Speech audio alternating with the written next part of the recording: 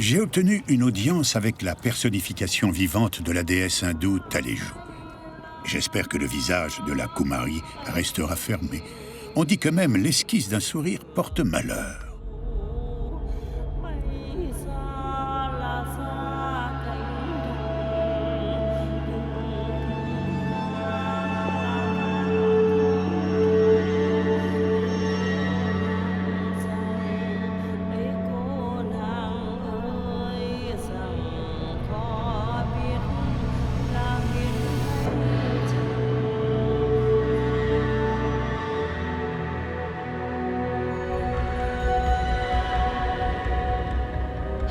Elle n'a pas souri.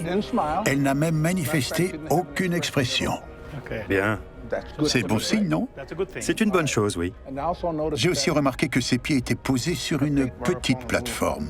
Un piédestal, oui. Tant qu'elle est Kumari, elle ne doit pas toucher le sol. On la porte partout où elle va. Je vois. Elle se déplace dans un palanquin. Oui. Même quand elle doit se rendre à des festivals ou assister à des rituels dans la ville. Ce traitement royal n'est pas exigé uniquement par respect pour le divin. Cela lui évite de se couper les pieds. Si elle saigne, elle cesse d'être une déesse. Bien sûr, ce jour ne peut être reporté éternellement.